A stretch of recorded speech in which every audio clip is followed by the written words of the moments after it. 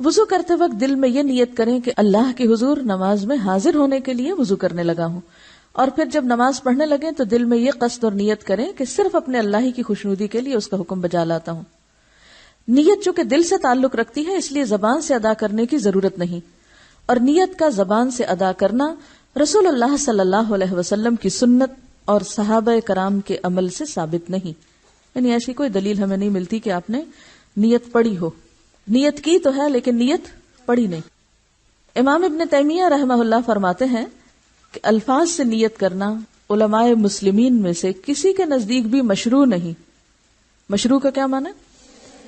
جی ہاں، شریعت میں نہیں۔ رسول اللہ صلی اللہ علیہ وسلم نے، آپ کے خلفاء اور دیگر صحابہ، اور نہ ہی اس امت کے سلف اور ائمہ میں سے کسی نے، یعنی بڑے بڑے علماء میں سے کسی نے الفاظ سے نیت نہیں کی۔ عبادات میں مثلا وضو، غسل، نماز، روزہ اور زکوٰۃ وغیرہ میں جو نیت واجب ہے، بالاتفاق تمام ائمہ مسلمین کے نزدیک اس کی جگہ دل ہے۔ امام ابن حمام اور ابن قیم بھی اس کو بدعت کہتے ہیں۔ اب یہاں حاشیے میں ذرا دیکھیے، نمبر 1 حاشیہ، اپنے دل میں کسی کام کی نیت کرنا اور ضرورت کے وقت کسی کو اپنی نیت سے آگاہ کرنا ایک جائز بات ہے، مگر نماز سے پہلے نیت پڑھنا، نیت کرنا نہیں بلکہ پڑھنا، عقل اور نقل اور لغت تینوں کے خلاف ہے۔ نمبر 1، عقل کے خلاف اس لیے ہے کہ بے شمار ایسے کام ہیں جنہیں شروع کرتے وقت ہم زبان سے نیت نہیں پڑھتے، کیونکہ ہمارے دل میں انہیں کرنے کی نیت اور ارادہ موجود ہوتا ہے۔ مثلا جوتا پہننے لگتے ہیں تو کبھی نہیں پڑھتے جوتا پہننے لگا ہوں وغیرہ وغیرہ۔ تو کیا نماز ہی ایک ایسا کام ہے جس کے آغاز میں اس کی نیت پڑھنا ضروری ہو گیا؟ نماز کی نیت تو اسی وقت ہو جاتی ہے جب آدمی اذان سن کر مسجد کی طرف چل پڑتا ہے، اور اسی نیت کی وجہ سے اسے ہر قدم پر نیکیاں ملتی ہیں۔ لہذا نماز شروع کرتے وقت جو کچھ پڑھا جاتا ہے وہ نیت نہیں بدعت ہے۔ اور پھر آپ دیکھیے کہ ایک اور حدیث میں بھی آتا ہے نا کہ جب ایک انسان نماز کا انتظار کرتا ہے تو نماز کے انتظار میں جو وقت گزرتا ہے وہ بھی دراصل کس میں ہوتا ہے؟ تو وہ جو انتظار کا وقت ہے وہ نیت کے بغیر تو نہیں انتظار ہوگا نا۔ نمبر 2، نقل کے خلاف، اس لیے کہ نبی اکرم صلی اللہ علیہ وسلم اور صحابہ کرام باقاعدگی کے ساتھ نمازیں پڑھا کرتے تھے، اور اگر وہ اپنی نمازوں سے پہلے نیت پڑھنا چاہتے تو ایسا کر سکتے تھے، ان کے لیے کوئی رکاوٹ نہیں تھی۔ لیکن ان میں سے کبھی کسی نے نماز سے پہلے مروجہ نیت نہیں پڑھی، اس کے برعکس وہ ہمیشہ اپنی نمازوں کا آغاز تکبیر تحریمہ یعنی اللہ اکبر سے کرتے رہے۔ ثابت ہوا کہ نماز سے پہلے نیت نہ پڑھنا سنت ہے۔ نمبر 3، لغت کے اس لیے خلاف ہے کہ نیت عربی زبان کا لفظ ہے، عربی میں اس کا معنی ارادہ ہے۔ نیت کا معنی کیا ہے؟ ارادہ، اور ارادہ دل سے کیا جاتا ہے، زبان سے نہیں۔ بالکل اسی طرح جیسے دیکھا آنکھ سے جاتا ہے، پاؤں سے نہیں۔ دوسرے لفظوں میں نیت دل سے کی جاتی ہے، زبان سے پڑھی نہیں جاتی۔ بعض لوگ روزہ رکھنے کی دعا، حج کے تلبیہ اور نکاح میں ایجاب و قبول سے نماز والی مروجہ نیت کو ثابت کرنے کی کوشش کرتے ہیں۔ عرض یہ ہے، روزہ رکھنے کی دعا والی حدیث ضعیف ہے، لہذا حجت نہیں ہے۔ حج کا تلبیہ صحیح احادیث سے ثابت ہے، وہ نبی اکرم صلی اللہ علیہ وسلم کی پیروی میں کہنا ضروری ہے، مگر نماز والی مروجہ نیت کسی حدیث میں وارد نہیں ہوئی۔ رہ گیا نکاح میں ایجاب و قبول کا مسئلہ، چونکہ نکاح کا تعلق حقوق العباد سے ہے، اور حقوق العباد میں محض نیت سے نہیں بلکہ اقرار، تحریر اور گواہی سے معاملات طے پاتے ہیں۔ یعنی وہاں صرف ارادہ ہی کافی نہیں کہ کوئی شخص نکاح کا ارادہ کر لے، اگر اس طرح صرف ارادے سے نکاح ہو جائے تو کوئی بے نکاح نہ رہے۔ جبکہ نماز میں تو بندہ اپنے رب کے حضور کھڑا ہوتا ہے جو تمام نیتوں کو خوب جاننے والا ہے، پھر وہاں نیت پڑھنے کا کیا تک بنتا ہے؟ قیام۔ حضرت عمران بن حسین رضی اللہ عنہ بیان کرتے ہیں کہ مجھے بواسیر کی تکلیف تھی، نبی صلی اللہ علیہ وسلم نے فرمایا، صلی قائما فإن لم تستطع فقاعدا فإن لم تستطع فعلى جنب، کہ ممکن ہو تو کھڑے ہو کر نماز ادا کرو، اگر طاقت نہ ہو تو بیٹھ کر، اگر بیٹھ کر ادا کرنے کی بھی طاقت نہ ہو تو لیٹ کر نماز ادا کرو۔ یہ حکم کس کے لیے؟ بیمار کے لیے، لیکن اصل کیا ہے؟ قیام۔ نبی صلی اللہ علیہ وسلم نے دیکھا کہ کچھ لوگ بیٹھ کر نمازیں ادا کر رہے ہیں، آپ نے فرمایا بیٹھ کر نماز ادا کرنے والے کو کھڑے ہو کر نماز ادا کرنے والوں کی نسبت نصف ثواب ملے گا۔ نبی صلی اللہ علیہ وسلم کی عمر زیادہ ہو گئی تو آپ نے جائے نماز کے قریب ایک ستون تیار کرایا جس پر آپ نماز کے دوران ٹیک لگاتے تھے، یعنی پھر بھی بیٹھتے نہیں تھے، ٹیک لگا لیتے تھے لیکن کھڑے ہو کے پڑھتے تھے۔ تو اس سے پتہ چلتا ہے کہ قیام بے حد ضروری ہے۔ نبی صلی اللہ علیہ وسلم رات کا بڑا حصہ کھڑے ہو کر نوافل ادا کرتے اور کبھی بیٹھ کر، یعنی فرض نماز تو آخر عمر تک آپ نے کھڑے ہو کر پڑھی، لیکن نوافل کبھی بیٹھ کر بھی۔ جب قرات کھڑے ہو کر فرماتے تو اسی حالت یعنی قیام سے رکوع کی حالت میں منتقل ہوتے، اور جب بیٹھ کر قرات فرماتے تو اسی حالت میں رکوع بھی فرماتے تھے، یعنی اگر قیام کھڑے ہو کے ہوتا تو رکوع بھی کھڑے ہو کر، اور اگر قیام بیٹھ کر ہوتا تو پھر رکوع بھی بیٹھے بیٹھے ادا کرتے، ایسا نہیں تھا کہ پھر کھڑے ہو کے رکوع کر کے پھر سجدے میں جائیں۔ اور کبھی آپ صلی اللہ علیہ وسلم بیٹھ کر قرات فرماتے، جب قرات سے 30 یا 40 آیات باقی ہوتی تو آپ صلی اللہ علیہ وسلم کھڑے ہو کر ان کی تلاوت فرماتے، پھر حالت قیام سے رکوع میں چلے جاتے۔ دوسری رکعت میں بھی آپ صلی اللہ علیہ وسلم کا یہی معمول ہوتا، یعنی کبھی آپ بیٹھ کر بھی قرات فرماتے، جب 30-40 آیات باقی ہوتی تو کھڑے بھی ہو جاتے۔ تو اس سے کیا پتہ چلتا ہے کہ ایک ہی رکعت آدھی بیٹھ کے اور آدھی کھڑے ہو کر بھی ادا کی جا سکتی ہے، خاص طور پر جب طویل قیام ہو۔ اس حالت میں پھر رکوع دوبارہ بیٹھ کے نہیں کیا جائے گا، بلکہ جو آخری پوزیشن ہوگی کھڑے ہونے کی یا بیٹھنے کی، مثلا اگر آپ شروع میں کھڑے رہے اور پھر آدھے کے بعد بیٹھ گئے تو پھر رکوع بھی بیٹھ کر ہوگا، اور اگر آپ پہلے کھڑے ہو کے پڑھ رہے تھے پھر بیٹھ گئے اور پھر کھڑے ہو گئے تو پھر رکوع بھی قیام کی حالت میں ہوگا۔ دوسری رکعت میں بھی آپ کا یہی معمول ہوتا۔ تکبیر اولا، اولا کا کیا مطلب ہوتا ہے؟ پہلی۔ قبلہ کی جانب منہ کر کے اللہ اکبر کہتے ہوئے رفع الیدین کریں۔ رفع کا معنی ہوتا ہے بلند کرنا، یدین ہے دونوں ہاتھ، دونوں ہاتھوں کو بلند کریں، یعنی دونوں ہاتھوں کو کندھوں تک اٹھائیں، کندھوں تک۔ بعض روایات میں کانوں تک بھی آتے ہیں، لیکن کانوں کو چھونے کی ضرورت نہیں، کندھوں تک۔ حضرت عبداللہ بن عمر فرماتے ہیں، رأیت النبی صلی اللہ علیہ وسلم افتتح التکبیر فی الصلاۃ فرفع یدیہ حین یکبر حتی یجعلہما حذو منکبیہ۔ میں نے نبی صلی اللہ علیہ وسلم کو دیکھا، آپ نے نماز کی پہلی تکبیر کہی اور اپنے دونوں ہاتھ کندھوں تک اٹھائے۔ ہاتھ اٹھاتے وقت انگلیاں نارمل طریقے پر کھلی رہیں، یعنی انگلیوں کو تکلف سے سیدھا اکڑانے کی ضرورت نہیں ہے، بلکہ نارمل طریقے سے جیسے آپ کی عموماً کھلتی ہیں، کسی کا زیادہ کھل جاتا ہے کسی کا تھوڑا کم، لیکن ڈھیلا بھی نہیں چھوڑنا اور اکڑانا بھی نہیں، نارمل رکھنا ہے۔ انگلیوں کے درمیان زیادہ فاصلہ کریں، نہ انگلیاں ملائیں، یعنی نہ تو انگلیاں کھولیں کہ جیسے پورے ہاتھ کھول دیے جاتے ہیں پنجہ، اور نہ ہی آپ ان کو آپس میں جوڑیں، بلکہ بس اٹھاتے وقت جتنا وہ نارملی کھلیں یا ان کے درمیان فاصلہ ہو بس اتنا ہی ٹھیک ہے۔ ایسا کیوں کرنے کو کہا گیا؟ خشوع برقرار رکھنے کے لیے کہا گیا ہے، تاکہ کوئی چیز آرٹیفیشلی تکلفاً یا مصنوعی طریقے سے نہ ہو، یا کوئی ٹینشن اپنے اوپر نہ لی جائے، بلکہ نیچرل طریقے سے، نارمل طریقے سے فرض ادا کیا جائے۔ رسول اللہ صلی اللہ علیہ وسلم دونوں ہاتھ کندھوں تک اٹھاتے۔ نبی اکرم صلی اللہ علیہ وسلم کبھی کبھی ہاتھوں کو کانوں تک بلند فرماتے، یعنی دونوں طریقے ملتے ہیں، کبھی یعنی بالکل برابر ہی اور کبھی ذرا اونچا بھی، یعنی اس میں اتنا کوئی بہت فرق نہیں ہے، سر تک تو نہیں لے جانا، یعنی کانوں اور کندھے میں تھوڑا سا ہی فرق پڑتا ہے۔ شیخ البانی فرماتے ہیں کہ رفع یدین کرتے وقت ہاتھوں سے کانوں کو چھونے کی کوئی دلیل نہیں ہے، ان کا چھونا بدعت ہے یا وسوسہ۔ وسوسہ کیا کہ شیطان کہتا نہیں ابھی تم نے صحیح نہیں اٹھائے، پہلے جب تک وہاں ناپ کے نہ دیکھو یا ٹچ کر کے نہ دیکھو کان کہ صحیح جگہ تک پہنچے ہیں کہ نہیں، تو یہ طریقہ درست نہیں ہے۔ بس اس وقت بہت کانشیس ہونے کی ضرورت نہیں ہے، ہاتھ اٹھانا ہی اصل چیز ہے۔ مسنون طریقہ ہتھیلیاں کندھوں تک یا کانوں تک اٹھانا ہے۔ ہاتھ اٹھانے کے مقام میں مرد اور عورت دونوں برابر ہیں، ایسی کوئی حدیث موجود نہیں جس میں یہ تفریق ہو کہ مرد کانوں تک اور عورتیں کندھوں تک بلند کریں۔ پھر دایاں ہاتھ بائیں ہاتھ پر رکھ کر سینے پر باندھ لیں، دایاں ہاتھ بائیں ہاتھ پر رکھ کر سینے پہ باندھ لیں۔ کس طرح سینے پر ہاتھ باندھنا؟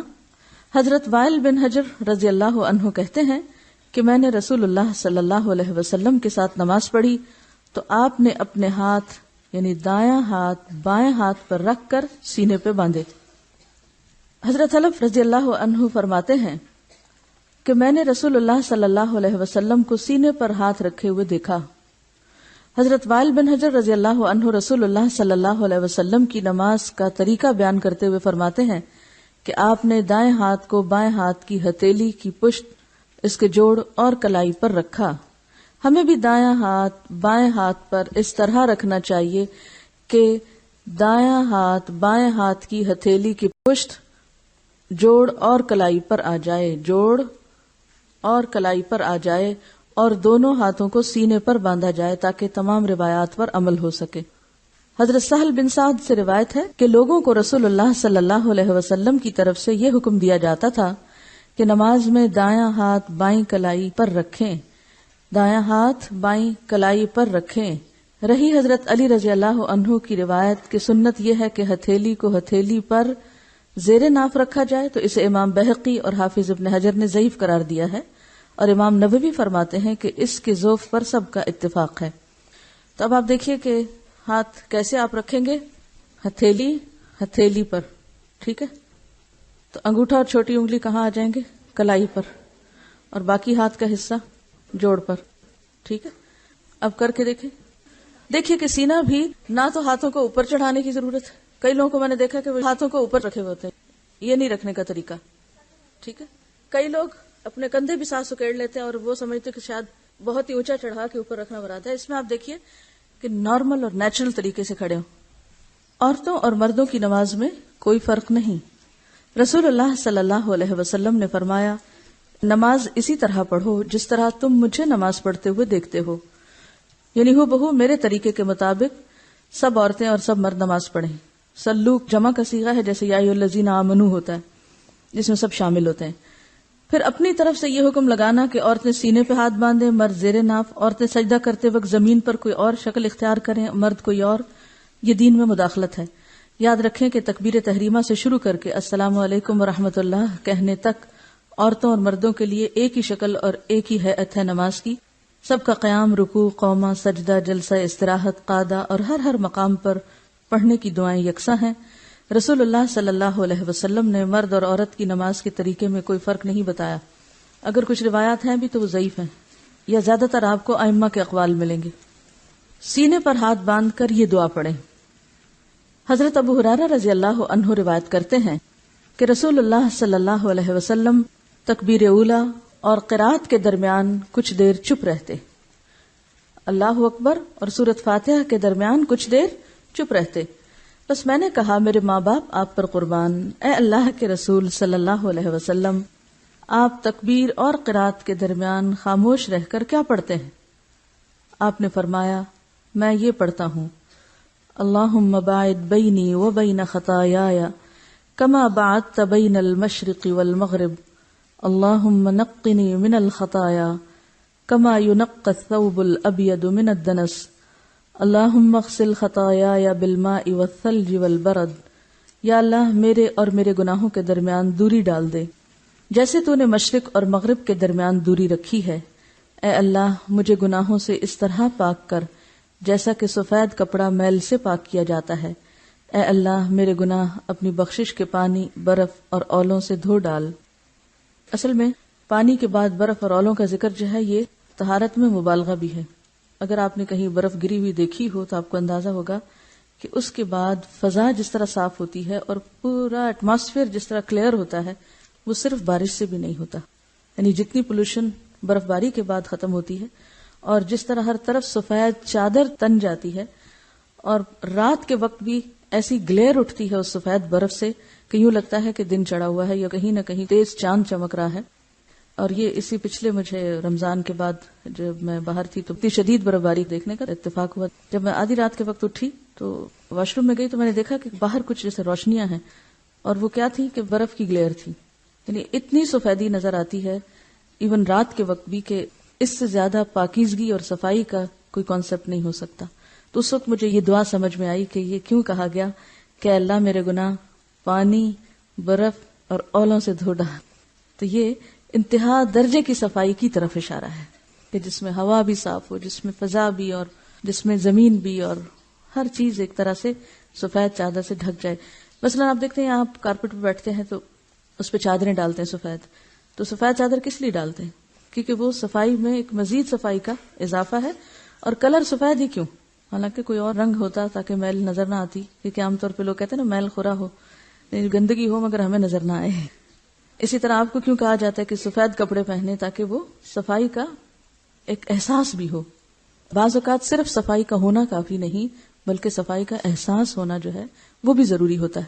تو جب آپ اس طرح کی دعائیں مانگتے ہیں نماز میں تو اس سے نماز جو ہے ہی گناہوں کو دھونے کا ذریعہ، تو اس احساس میں مزید اضافے کا سبب ہوتی ہے.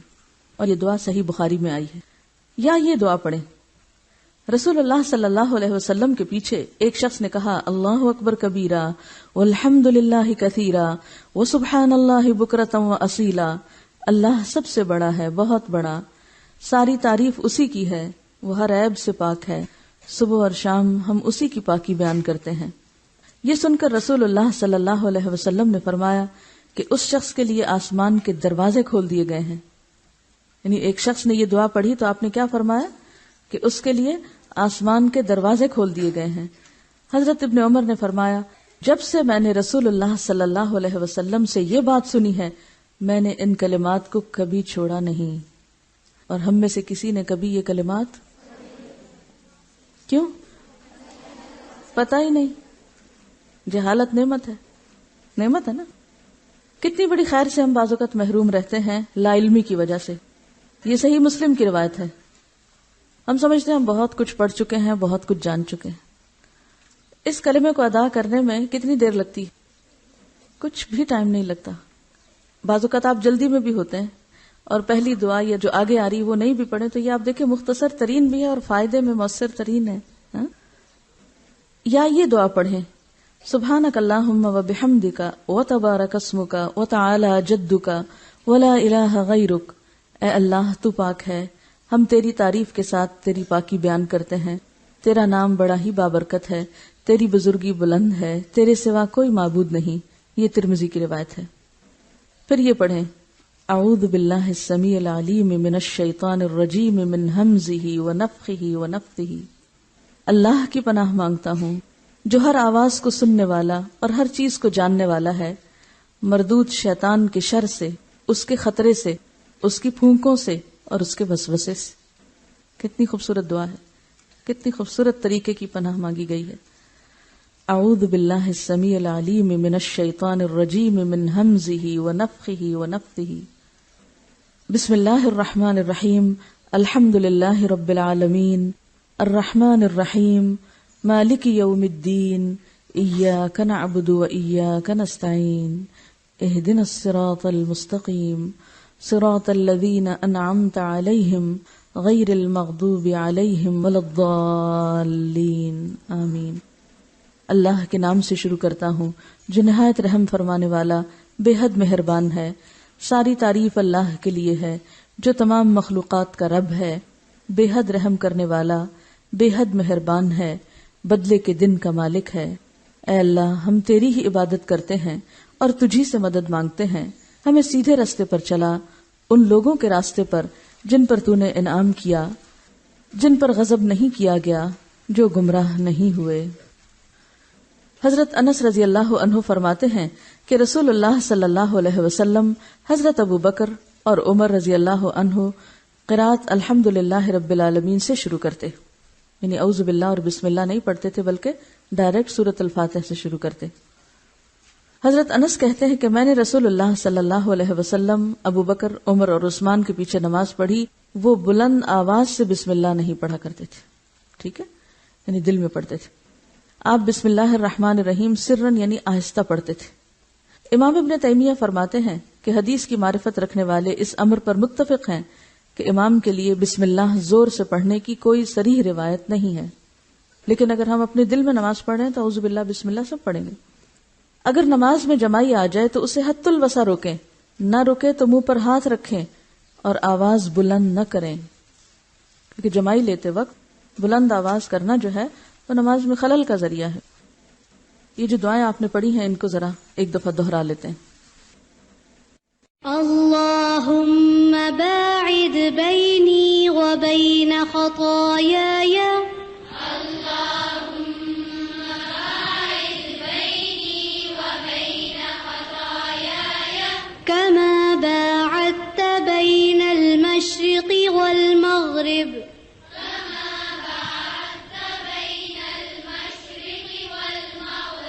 اللهم نقني من الخطايا اللهم نقني ينقى الثوب الأبيض من الدنس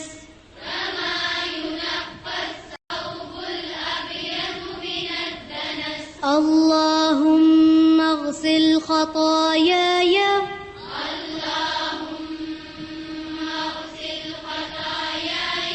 بالماء والثلج والبرد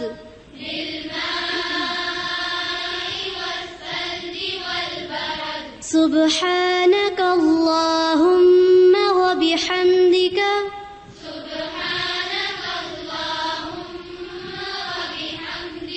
وتبارك اسمك وتعالى جدك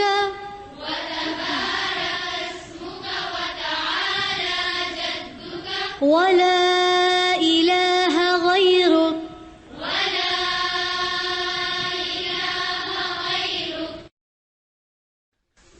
کچھ سوالوں کے جواب ہیں. پہلا سوال ہے، آپ نے جس طرح محسن کی نماز بتائی اس طرح دل چاہتا ہے پڑھنے کا، مگر اگر بچے چھوٹے ہوں تو رونے لگتے ہیں، پھر نہ چاہتے ہوئے بھی دھیان اسی طرف لگ جاتا ہے، ایسی صورت میں کیا کریں؟ ایسی صورت میں آپ کا اولین فریضہ ہے کہ بچوں کا خیال رکھیں. آپ دیکھیے کہ ایک ہوتی ہے کون سی سچویشن، وہ کن کے لیے ہے؟ جن کے بچے چھوٹے نہیں.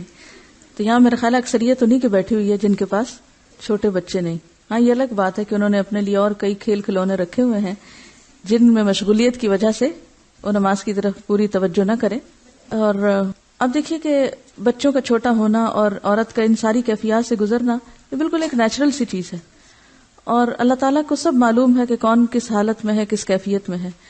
ایون بچے چھوٹے بھی ہوں تو ایسا نہیں ہوتا کہ سارا وقت بچے جاگ ہی رہے ہوں. مثلاً آپ جب وہ سو جائیں پھر عشاء کی نماز پڑھ سکتے ہیں، یا فجر کی، یا تہجد کی، یا دن میں کسی وقت، کیونکہ ہمیشہ بچے ایک حالت میں نہیں رہتے، بچے بھی ایک حالت سے دوسری حالت میں چلتے چلے جاتے ہیں. اور جب ایسا وقت ہو کہ بچے واقعی بہت چھوٹے ہیں اور بہت پریشان کن حالات ہوں تو پھر اللہ تعالیٰ جانتا ہے کہ کون کس مشکل میں ہے. لا یکلف اللہ نفسا الا وسعہا. لیکن ہمیں ہمیشہ عذر نہیں، کیا تلاش کرنا ہے؟ عزیمت کی راہیں اختیار کرنی ہے. ساری مشکلات کے باوجود اپنے لیے بہتری اور ترقی اور آگے بڑھنے کے راستے ہی دیکھتے چلے جانا ہے. ٹھیک ہے. اگلا سوال ہے، میں گورنمنٹ اسکول میں جاب کرتی ہوں، چھٹی 1:30 بجے ہوتی ہے جبکہ قریبی مسجد میں اذان 1:45 بجے ہو جاتی ہے. کیا میں اسکول میں اذان کے فوراً بعد نماز پڑھ سکتی ہوں؟ اس سے اسکول کے وقت میں امانت میں خیانت تو نہ ہوگی؟ کیا جواب دیں گے؟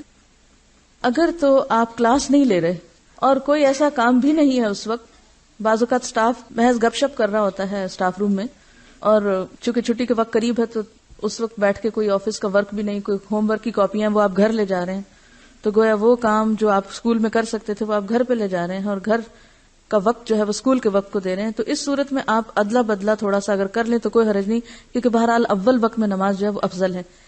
یعنی یہ صرف اس صورت میں ہے کہ جب آپ سمجھتے ہیں کہ اس وقت کا جو کام ہے وہ میں چھٹی کے بعد بھی کر سکتی ہوں.